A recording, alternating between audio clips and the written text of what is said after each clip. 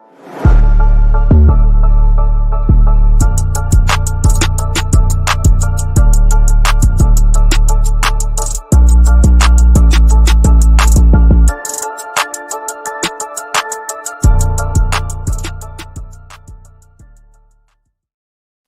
are live. Welcome back, ladies and gentlemen. I am one of your co-hosts, Blake Ruffino. Alongside me is my counterpart and the expert himself, Joe DeLeone. Good evening, good sir. Oh, calling me an expert. That might be the nicest introduction that you've ever given me. And it's also required because I did beat you in game picks last year. All right. I went against you a lot for content. Oh, that's an excuse. Come on. You would do every week when we did game picks, which we're finally going to do one again here today because we've got game picks here today again. You would get so butthurt that we had a lot of the same picks. Stop it. That's conspiracy theory. You would moan like a baby. That's a conspiracy theory that you're pushing a false narrative. You lost. It's okay. You lost. It's okay to admit it. I lost by 3. Not a big deal. But you know what? Here's the good thing, man. We got a lot of our game picks last year right. I think that's the good thing. So maybe for those people in the comment section who says, well, you guys just don't know ball, maybe we do. I know a little bit about ball, especially college football. So that's what we're going to do today. We're going to get to our game picks. We'll go down 1, 2, 3, 4, 5, 6. We got 10. 7, 8. We got 10. All right. I forgot 10. how many we had here. So we'll go through 10 games and give our reasons why we are picking it. So we'll go to another game, too, that's not on this list, but a game that we're going to discuss because it's going to be the first game at Alabama in the last couple of decades without Nick Saban, Bama versus Western Kentucky, and why I will give you something here tonight where you might want to be tuned into this game because Western Kentucky is going to sling the football around, and Kalen DeBoer again this week talked about his secondary potentially being an issue.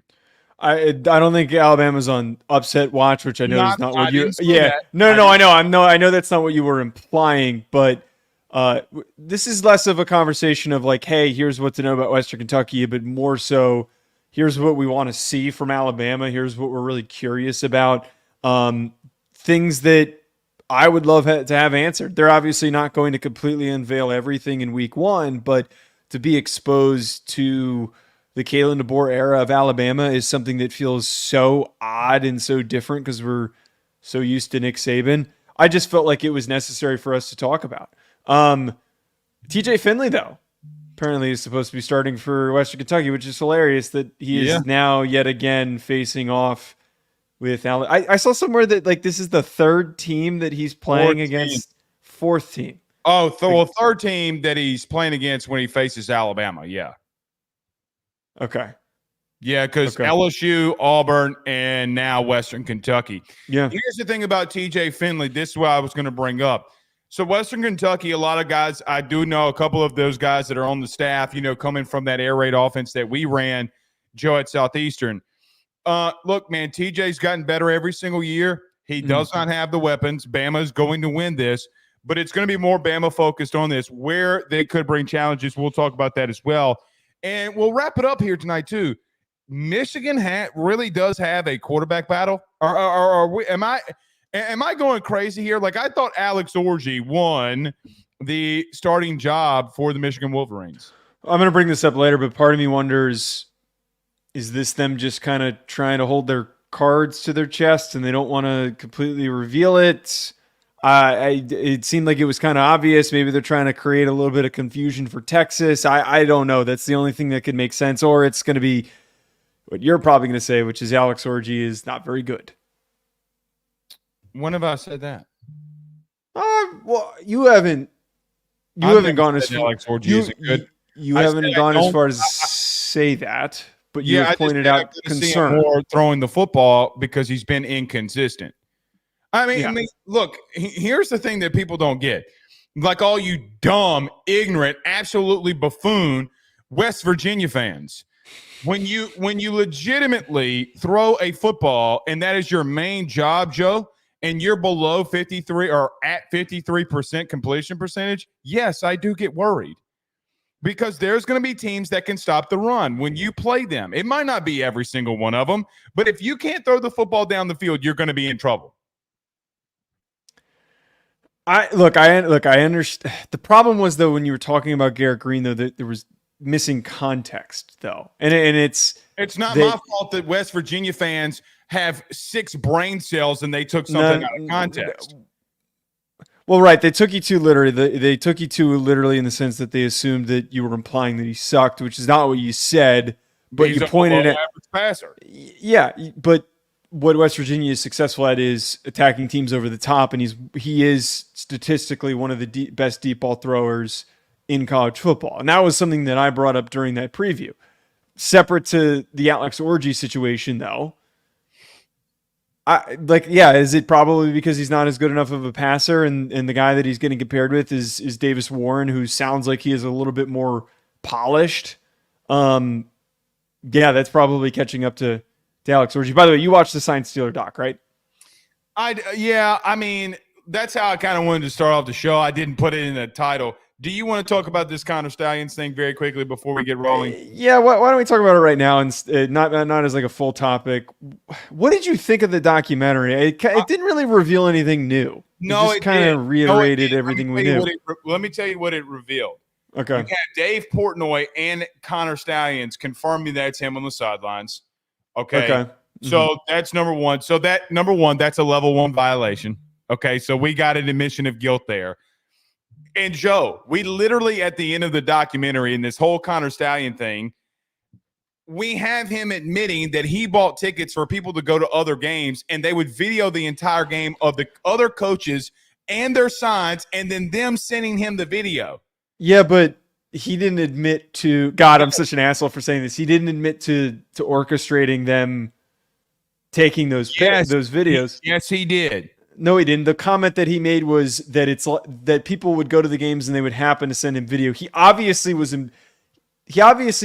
pussyfooting around it. Was pussyfooting around it, but he didn't directly come out and say that, yes, I was instructing these people to do it. That was not admitted in the documentary. Breathe, Blake. Woosah, remember your pressure points. Joe, buddy? I'm not absolving any guilt from him, Blake. I'm not absolving guilt from him. Okay, hold on. Y'all have lost y'all's godforsaken minds on that. You're misunderstanding what I'm saying. All I am saying is that the words did not come out of his mouth that said that he did it, because he gave a total. The NCAA in the investigation, when they asked him, "Did you give people tickets to other games?" He responded with the word yes. He also said, were people at those games that you gave tickets to, did they send you video of coaches' signs from when they were at the games? He said yes. But he didn't admit to. I don't give two flying He didn't admit to asking them to do it. No. That wasn't said in the documentary. It's an implication. It does not matter.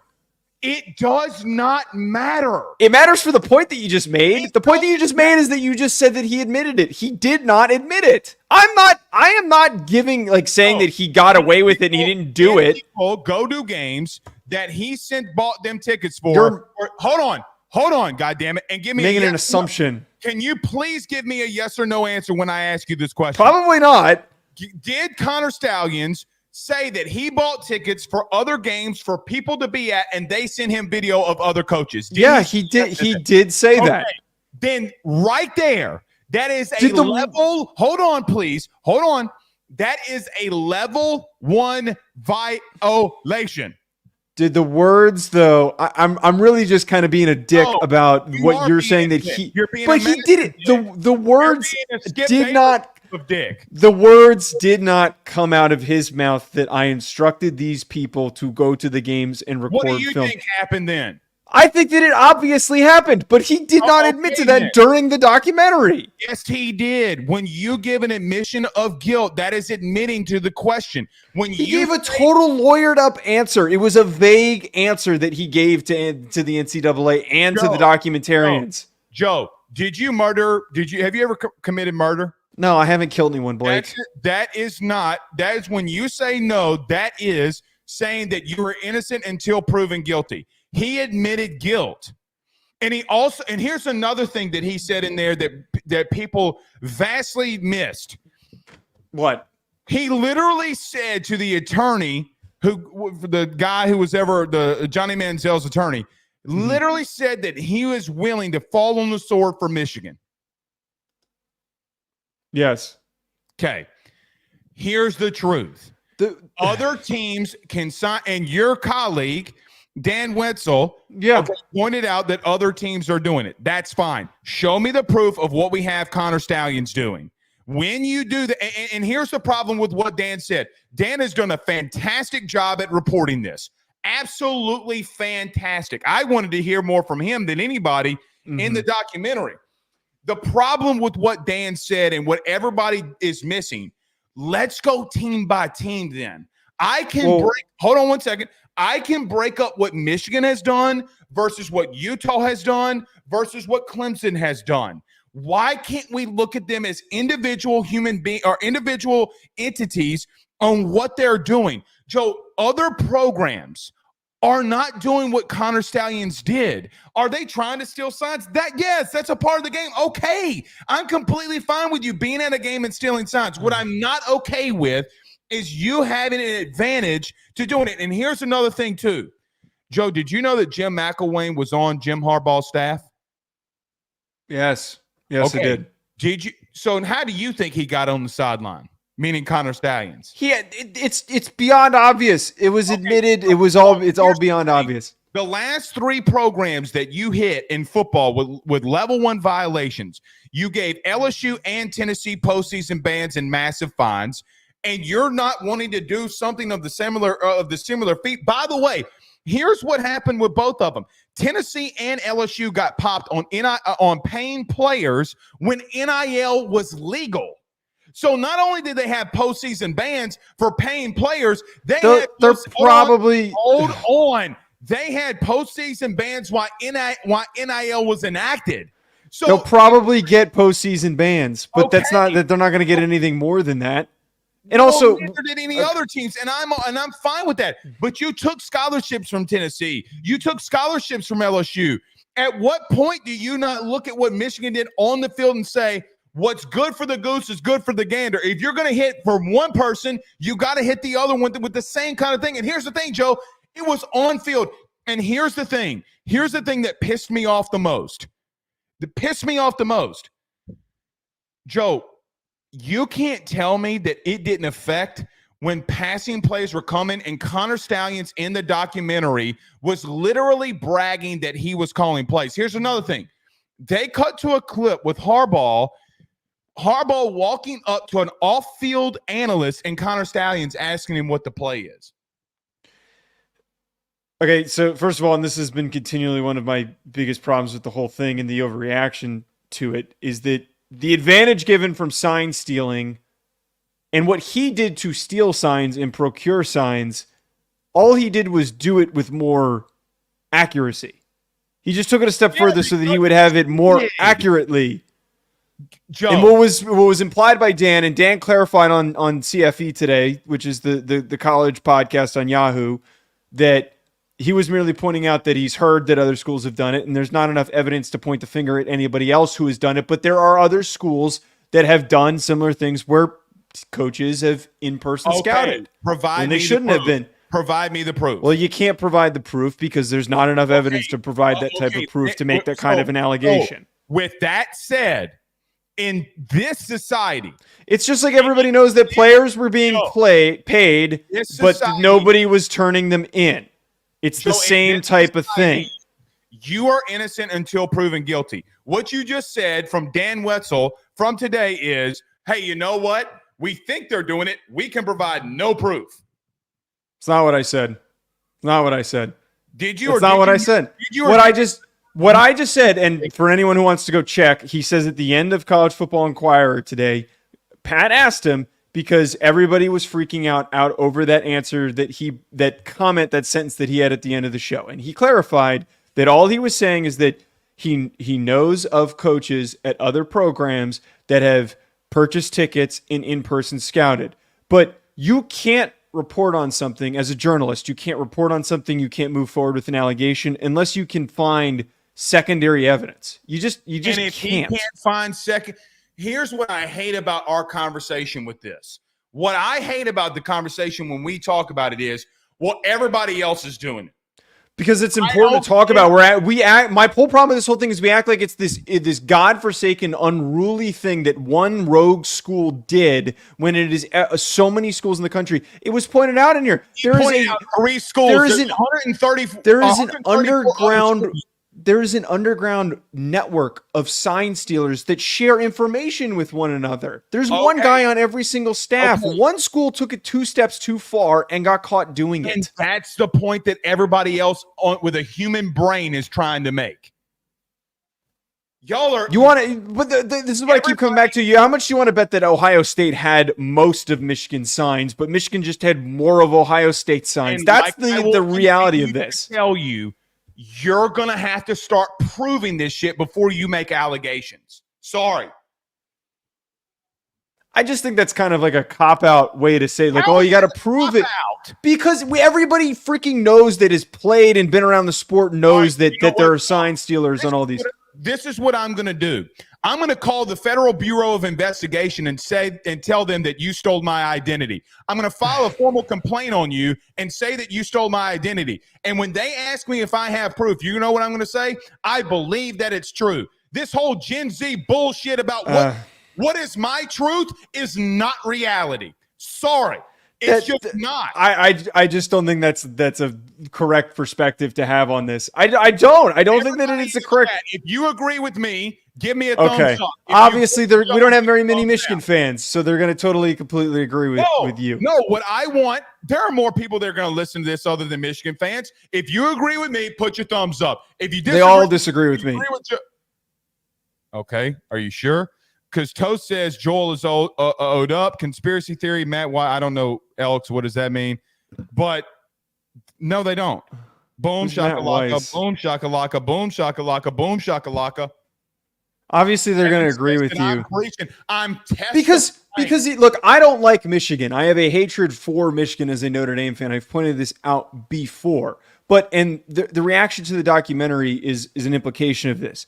Where you stood, and it's just our natural inherent bias for when we interpret media, is that when you have an opinion on something and you go into watching and consuming something, you're not going to consume it with the intent of allowing it to sway your opinion. You're going to go into it looking for information that's going to reinforce your opinion. That's the only thing that I would tell you that most people will do until at the end when he's investigated by the NCAA and they ask him, did you buy tickets for other people to go to other games? Yes. And here's the thing, Joe. I asked an on-field coordinator or on-field coach and a coordinator today in the SEC, and I asked him if something like that were to happen and somebody sent you signs from the other team, what is your protocol? You know what he told me today? First, I have to go to my compliance, and then my compliance has to give that to the NCAA. I would love to know how many schools are that goody two-shoe about the process. Do you really think that he did not use anything from those videos? I'm just saying that I don't think many people go to compliance over things in coaching staffs, and I don't think that they do. You had all 16 SEC schools report violations from last year. It's more common than you think. Most schools report their own violations of misconduct because it's an accident or something happens. That happens more than anybody realizes. It also happens more than people realize that schools will, and it's the same thing with the Colorado-Oregon thing that happened today, is that schools, when they get their asses kicked, they go and report opposing schools, even if they know that they're doing the same thing wrong. All right, we got to get moving here because we got game picks in Alabama we got to get to here. Elks with a $5 super chat says, cheery question, who had more touchdowns, Alex Orji or Donovan Edwards last year? That's a good one. Probably Donovan Edwards. Yeah, I'm going to say Donovan Edwards just based off of this.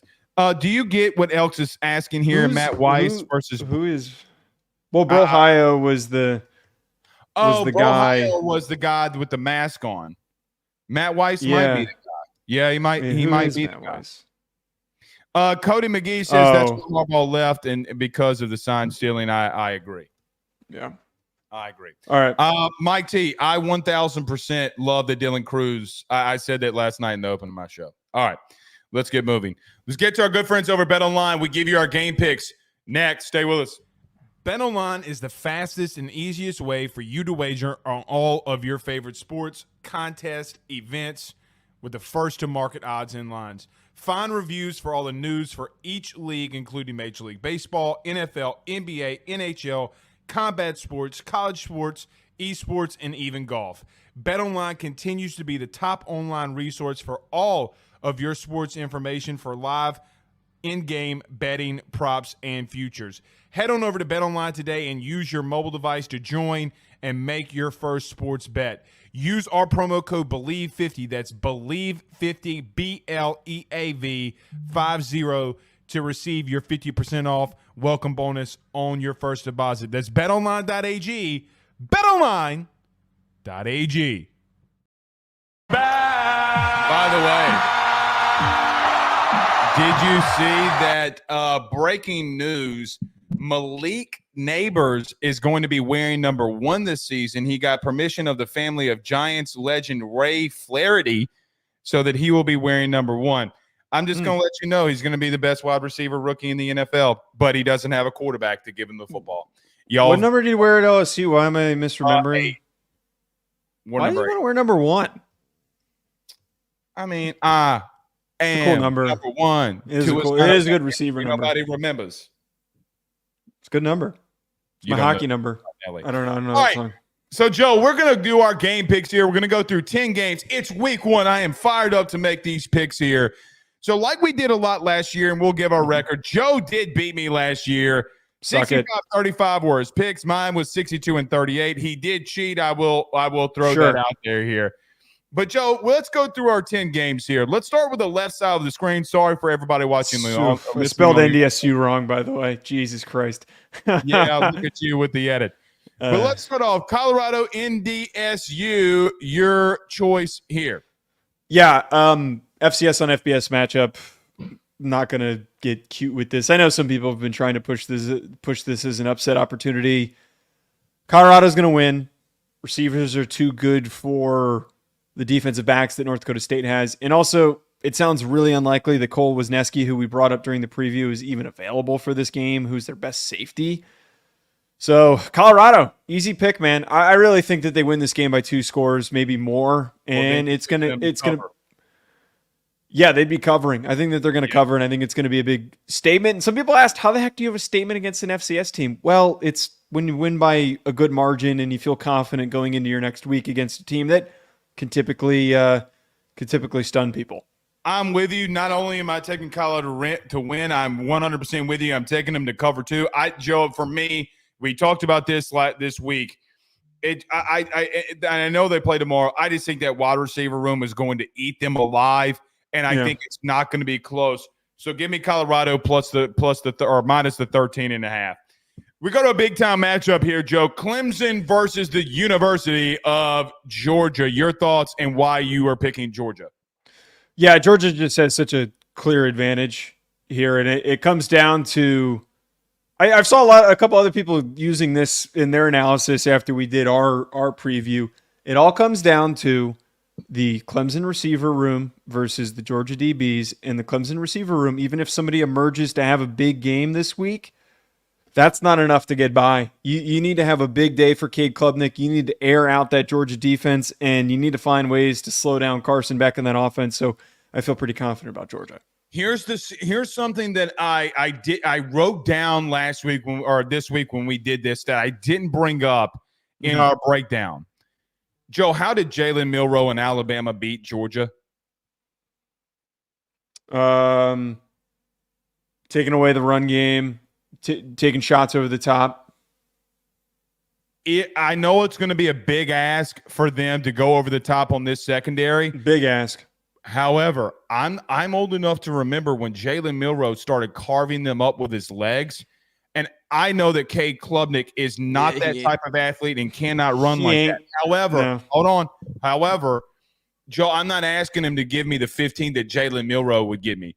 I'm asking you to give me 5, 6, 7 yards if a play is dead. right? Like if that secondary has locked things down, get outside the pocket, get some yards, get down, keep the chains moving, right? Keep the ball moving. Don't be stagnant in what you're doing.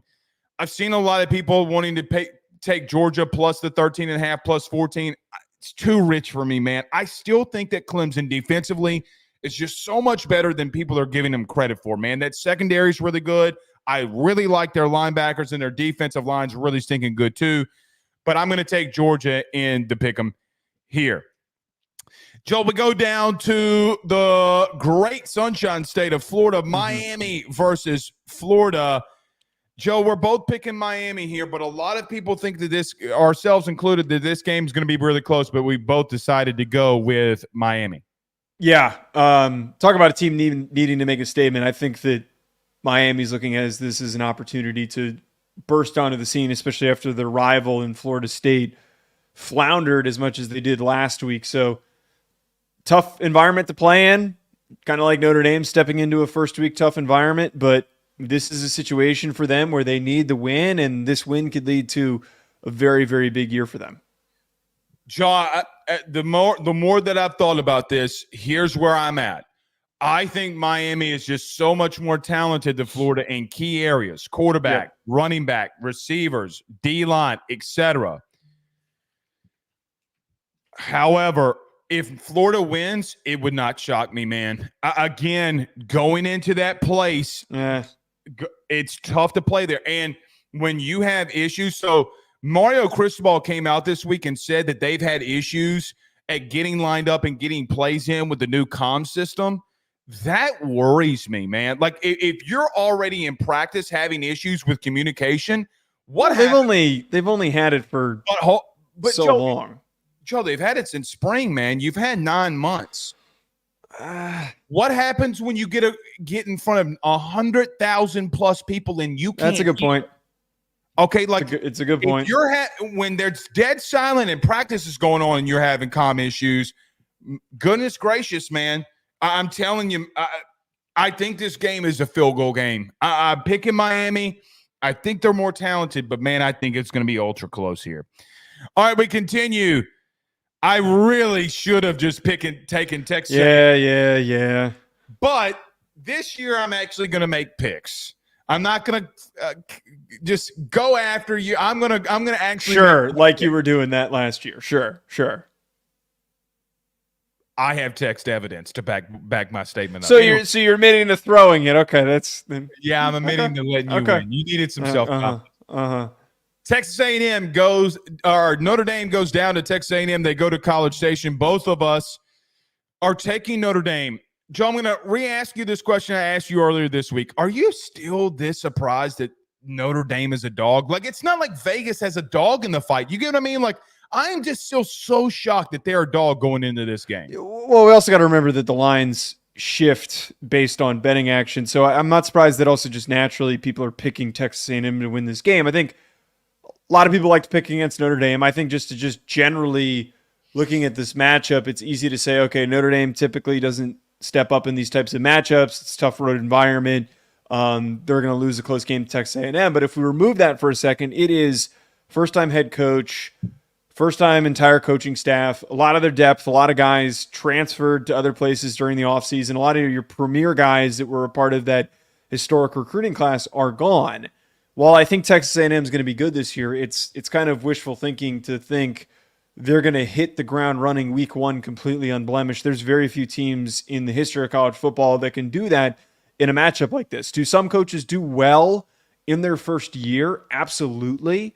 But they usually don't have hard matchups like this. I mean, like an immediate first thought, Brian Kelly, first game against Florida State. That was a must-win situation against a really good Florida State team. It was not a must-win. Okay. You know what I mean? It's a premier opponent against Florida State, and they lost because they had technical issues and a bunch of mistakes, just dumb mistakes that happened throughout the game. Those are going to show up in your first ever game under a new coach. It's the only reason why I'm taking Notre Dame, if I'm being honest. Joe, if this were year two of Mike Elko, based off of it would be much different, and I'm going to be real with you. I would take A&M. And I would take A&M because even though you're right, Notre Dame has a lot returning. Joe, I'm just going to be real with you. Name new pieces along their offense if you're A&M. Now, I know that you have a new OC, and that's very fair. But it's not as if that Connor Weigman or Wigman, whichever one that you A&M fans who try to continue to correct us in the chat, Joe, he's got a very good connection with them. Their running backs have been there. I agree with what you're saying. However, they've been together. Joe, here's another thing, too. 3 of their starting defensive linemen, 2 of their starting linebackers, or 1 of their starting linebackers, and 3 guys in their secondary all were on the team last year, too. So I get with what you're saying in reference to they're replacing a lot. They got a lot of starters returning there, too. But I'm with you on this. Yeah. I'm with you on. I just think that a new coaching staff, man, that's just way too much. But do you understand how unbearable Sunday is going to be? Or no, we won't be doing a show on Sunday unless. Why wouldn't we? LSU USC. Let's discuss. Let's figure that. We should figure that out. Maybe we should go Sunday morning. Maybe so. Okay. Either which way. I'm going to take Notre Dame, but I'm going to take A&M to cover. I think it's a 2-1-point game. I think it's last second type of game situation here. All right, Stanford versus TCU. Even though you put Miami, oh shit, God, here you completely screwed the pooch on this one. Yeah, we're operating on low battery percentage right now. I've been battling through being sick. It's a bad excuse, but we both picked TCU. That was who we both picked. Jesus Christ. Why are you taking TCU? It's just so much uncertainty with the Stanford team, man. Like, I have no idea what I'm getting myself into. I think at the very least, Sonny Dykes trying to rebound in year 3, get back up off the mat after a bad year 2. Yeah, I'd have no idea if Stanford's going to be any good, if they're going to be even competent. I feel the same exact way about TCU. Yeah, really, but like Dykes has been there at least, and they didn't have like ridiculous roster turnover this offseason. Neither did Stanford. Yeah, but it's Stanford. They're not exactly world beaters in recruiting right now. All right. Stanford does have some pretty good wide receivers. Their quarterback is a little bit underrated. Joe, if TCU loses, would not shock me. I'm taking TCU because I think on both lines of scrimmage, they're a little bit better. So for that reason, that's why I took TCU. Let's go over to the right side of this. LSU versus USC. We both took the Tigers. Why are you taking LSU over USC? I keep coming back to what I said, where both these teams are in the same situation, completely revamped defenses, but one team had a far greater defensive issue that's going to take a while to resolve, which is just poor tackling, lack of intent, lack of technique when it came to tackling, and just being consistent defensively and making plays. That is going to take time to fix. I have faith in D'Anton Lynn, but when you're going up against a team that's as offensively proficient as LSU, I got to pick them. The only thing that might help them is the time zone difference for USC, but I'm not gonna really factor that in. I'm gonna stick with LSU.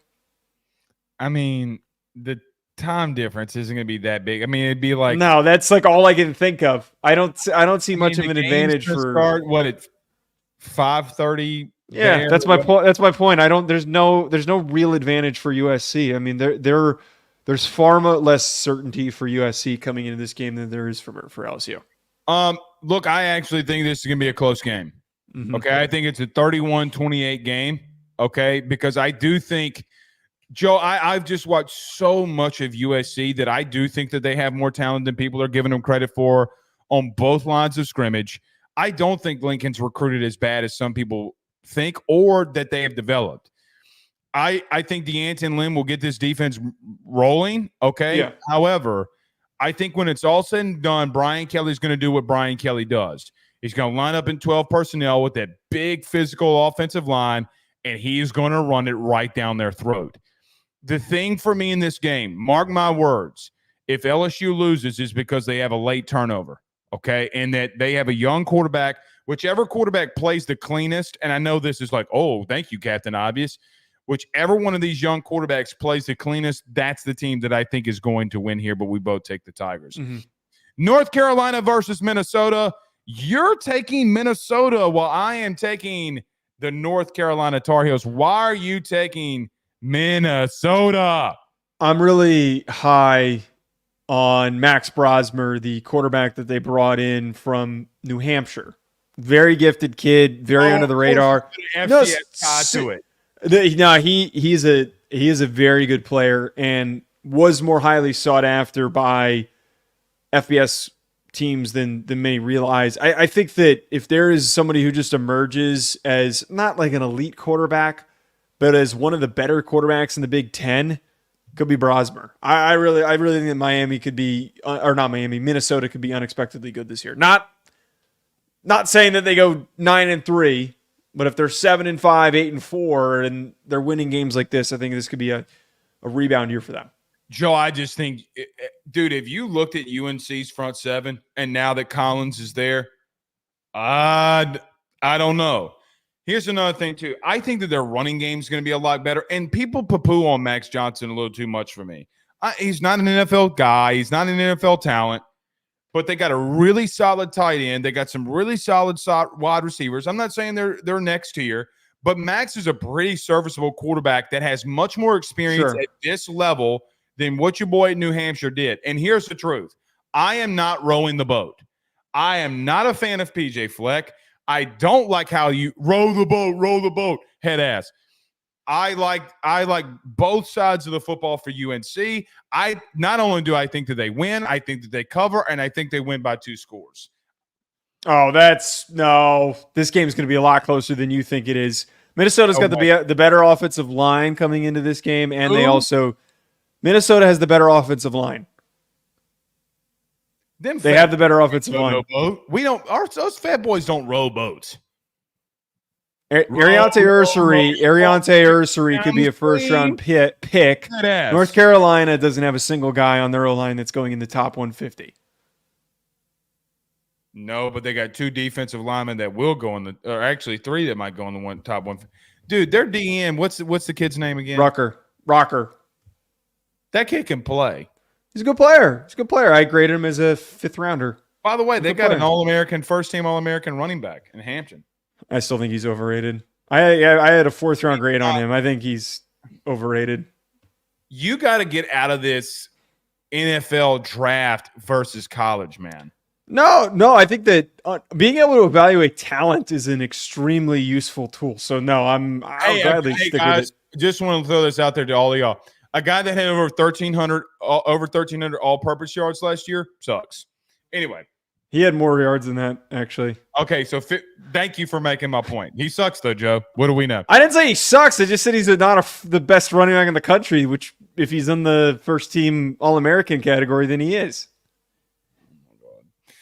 All right, next game. The game of the week, the game that's going to be an outright blowout. Penn State is going to whoop up on West Virginia. I got Penn State. You have the Mountaineers. I'll play in a little bit of a bit here, and I don't care.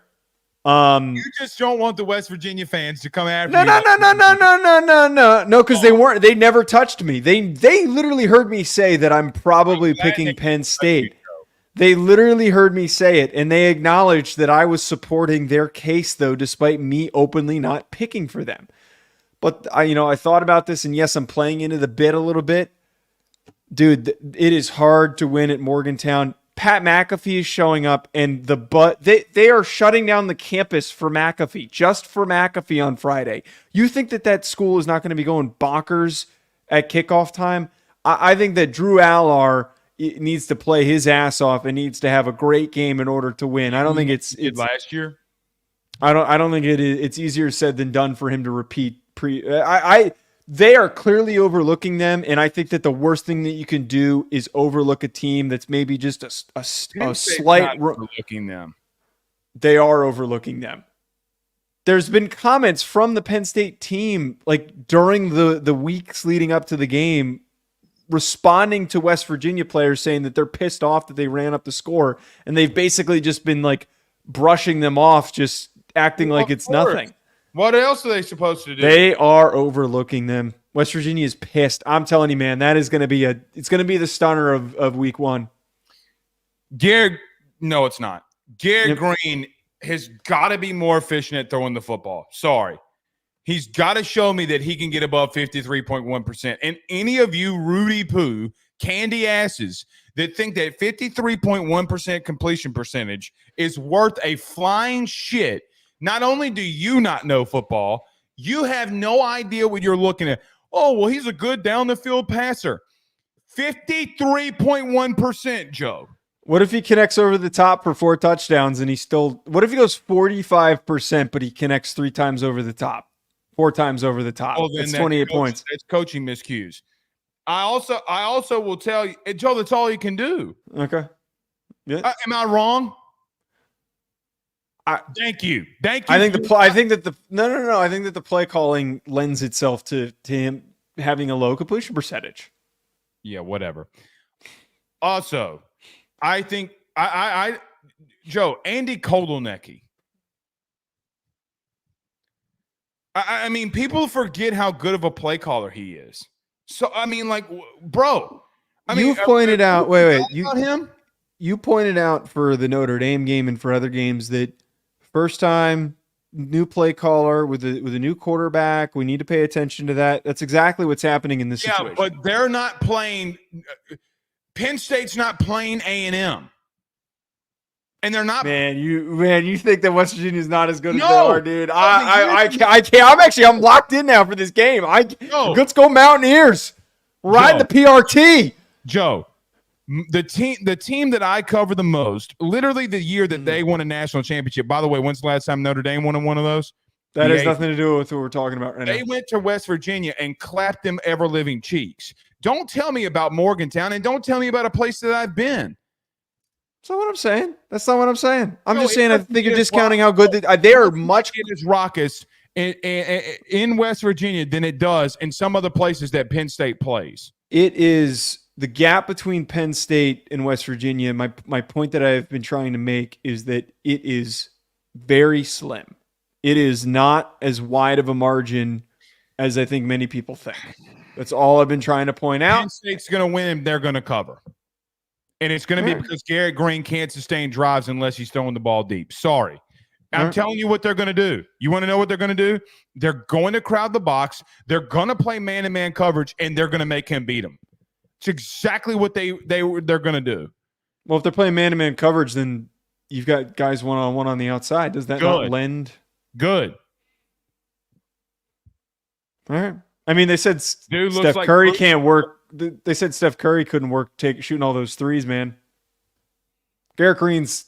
Did you really just try to compare Garrett Green? He's Steph Curry. He's Steph Curry. I've never met a bigger asshole than you. Sorry. I'm bought into this pick, but the last comment, yes, was to mess with you a little bit.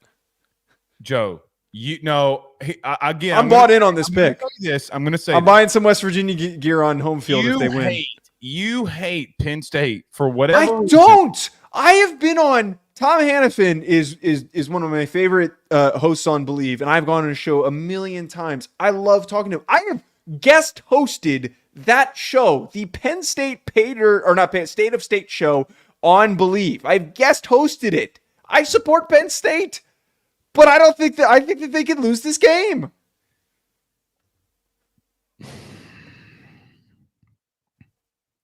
Let me just say this. If Penn State wins, to all of those West Virginia fans that talk shit about me, I am going to be unrelentless. Okay. Let's get to the next pick because we got to talk about Virginia Alabama. Tech, Vandy. We both go Virginia Tech there. Actually, I would take Vandy to cover, but that is what it is. We both take Tech. Florida State, BC. Joe, anything on those before we get to Bama here? They better tackle Castellanos. I agree, man. I agree. They better come out firing off the damn ball. That's all I got to say, man. They can't dick around. And you know what else?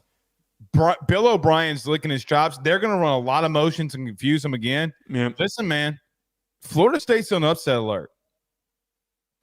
I don't think that they're going to get upset, but they should be on upset alert. I'm sorry, Florida State fans. Like, it's just a prerequisite now with a team that's got an athletic quarterback and a smart head coach. Yeah, that's going to get brought up multiple times this year. Dude, let me ask you this. What happens if Boston College, who, by the way, almost beat them last year, remember that? Boston College almost beat them a year ago. Yeah. What happens if Florida State loses to Boston College? We spend 45 minutes talking about it. I'm not spending 45 minutes on it. Things are really burning down if that does happen. Hey, you know what's funny? Have you noticed in everybody's dynasty, Bill O'Brien turns Boston College around and they're like instant winner? Castellanos wins a Heisman. It's super random. I know. Anything on Tekken? No, that's a gimme. That's a free I pick. am going to take Vandy to cover. Let me What's tell you the line? 14.5. Let me tell you why I'm going to take them to cover. The only reason I take them to cover is for one reason. Their quarterback can fly. And the Johnson kid can fly. We'll see. All right. I want to get to Bama and Western Kentucky here. We haven't talked about Bama in quite some time. So, Joe, not normally a game that we would break down in week one when a team like Alabama faces West Virginia. But now that Nick Saban is out and Kalen DeBoer is in, we want to look at Alabama in their week one and maybe just it's not going to be like big-time headlines on what Bama does at West Virginia in the start of the Kalen DeBoer era. But what are some things that you want to see from Alabama in this game? I think the number one biggest thing is how does this offense operate?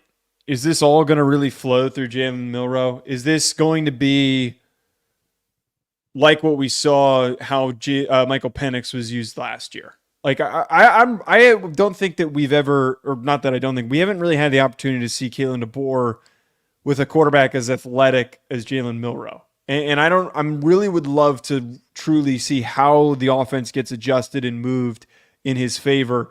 And then I think the other side of this too, on the defensive side of the ball, there's not really going to be any receivers to test the secondary, but I would like to see what playmakers are out there, what young guys are out there. Same thing at receiver, what young guys do you have that can pop off, that can have a big game, that can start to build confidence going into more competitive matchups? I just would love to get to know this roster more because it just feels like I don't totally know some of these position groups. And that's some of the things that we said during the season preview when we did our deep dive on them. Western Kentucky has a pair of running backs that I think are really athletic. I went and looked at them today. I don't know if they can get anything on this front seven of Bama because, look, they got a lot of talent up there. But I think what you said about Jalen Milroe and being very athletic, look, man, let Milroe be him. Let him loose. Let him run. Get him on the move. Get him some throws on the move. And if he has an option, 3 option, either deep route, short route, or take off and run, let's go get after it if you're Bama. Here's the thing that I'm interested in. Kalen DeBoer at SEC Media Days, and a couple of times this fall camp has mentioned just how inexperienced they are. His words, not mine. Inexperienced they are in the secondary. And listen, Western Kentucky is an air raid offense with a guy, and I know that TJ Finley is coming in. They've seen TJ Finley at Auburn. They saw TJ Finley at LSU. The Bama fans, when I say this, you have no reason to be scared of what Western Kentucky is going to do. However, they do run an air raid, and I will just bring this up, man. TJ Finley, Joe, has been a guy every single year that has gotten better with accuracy. His touchdowns have improved every year, and his decision-making has gotten better every single year that he's been in college. If Kalen DeBoer's biggest worry is the secondary with a team that likes to throw the football all over the place, I'm not going to say that they're going to be vastly tested, right? Like, I'm not coming in here saying they're going to be tested. However, it's a really good appetizer before you see some of these other teams.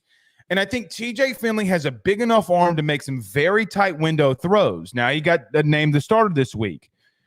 Last year, TJ Finley had 414 attempts, Joe, 67.4% completion percentage. That is insane for a guy who was in the mid-50s. The last couple of years, he had 3,500 passing yards, 24 touchdowns. I'm just really interested to see how, if that is DeBoer's biggest worry, how they look there. Because, look, man, when coaches constantly bring something up, you better listen to them. Yeah, and I don't think there's anything to really fear. I don't think this is going to be – I don't think it's going to be a Rice-type situation like Texas had not that long ago, where where Rice put up a surprising fight for most of the game.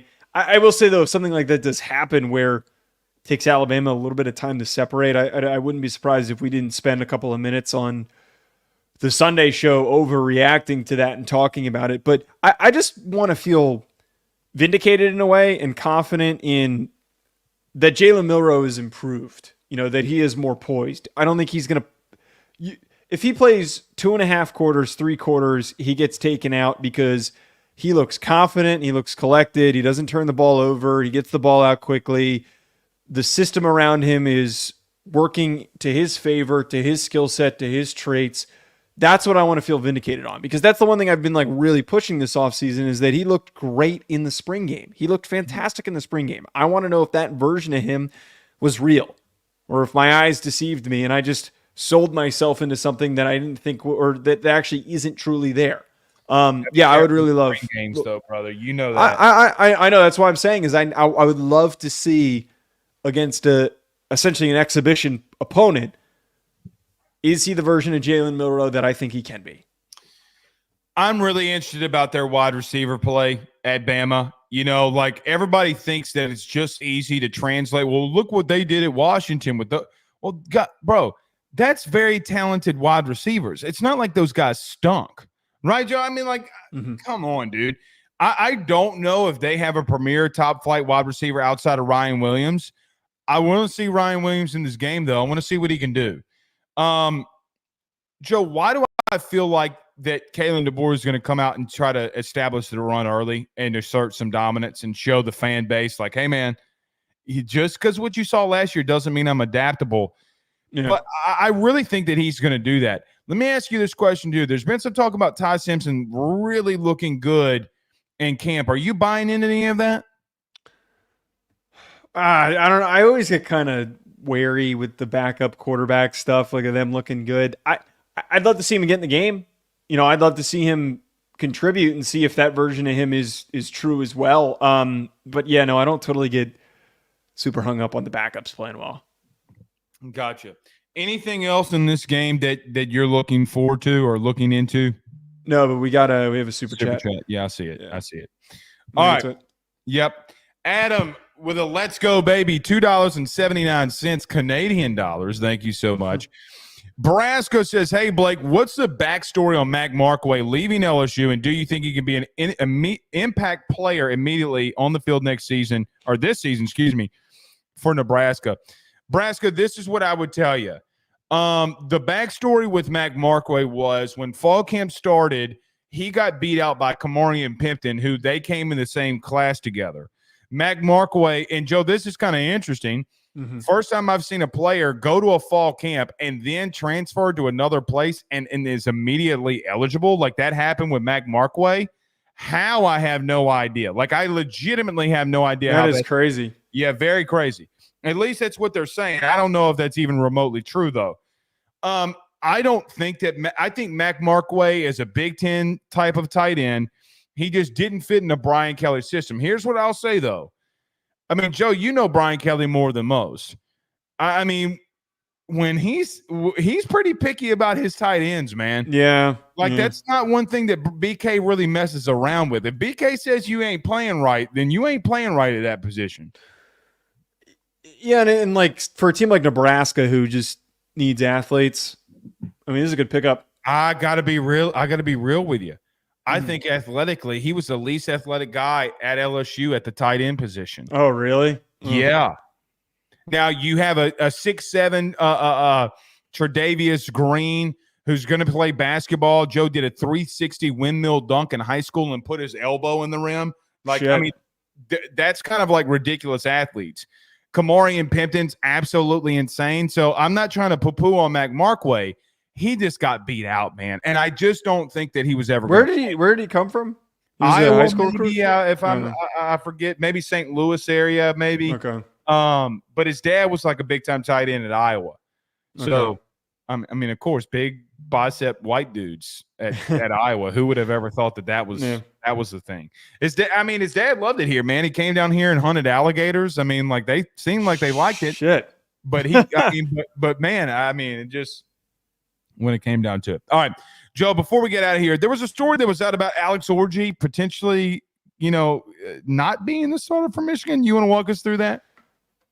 Well, it sounds like him and Davis Warren are competing still for the job, and they haven't named a starter. I'd kind of just chalk this up to them not wanting to reveal who they're really going with before the Texas game. You tried out Alex Orji to start the game, and then if he plays well enough, you kind of leave him in. It sounds like that just from the dichotomy of their skill sets, one guy's a much better passer. Alex Orji's the better athlete, the better runner. So one guy's going to look better in different areas, and they're just going to want to see if they can give that second guy a chance. But I really doubt that Orji's going to lose to a former walk-on. That's what they said at Oklahoma before Baker Mayfield came along. Joe, what if this isn't bullshit? Well, we got to see it on the field, though. I don't want to rush to judgment too much on that. Here's the thing. What do you mean you're confusing Texas? Well, it's preparing for a different guy and making them assume that somebody else. Teams do this all the time. Don't act like that's some like unique thing that would be what they're doing. Teams do that all the time. They want to make you prepare for two guys. They're probably going to play both of them equally for two halves. So then you got to prepare for two quarterbacks. That's two completely different defenses to prepare for. There's a lot of truth to that. Though that's what we got to find out. If he can throw. I don't know, dude. I just have a very sneaky suspicion. Look, they came out and said that he's had some bad moments. Like the quote from Shemar Moore is that he's had bad moments, right? Like, I mean, first time as a starter, he's a young quarterback. Kid can really run though, man, and you can't take that away from him. Alex says that Michigan coaches refused to let Orji throw last year, even in blowouts. He didn't throw. Orji threw 0 passes. That is a little concerning. I'm not going to beat around the bush. That is a little concerning. And I think that's my point, Joe. I got to be real with you. I don't think this is bullshit. I think that he's had some very bad miscues. And, dude, if that's the case, Texas is going to roll in there and kick their shit in. Well, I guess we're going to find out on on Saturday. Yeah. It's all here. We'll see you on Sunday-ish, whatever time that we're going to go. We're obviously not going to go during the LSU USC game. That would be stupid. So we'll do some things probably earlier in the day. Until then, thank you so much. Go to the audio podcast link. Subscribe. All that good stuff. We greatly appreciate y'all doing that. Until then, we'll see y'all on Sunday. Y'all have a good one. Peace.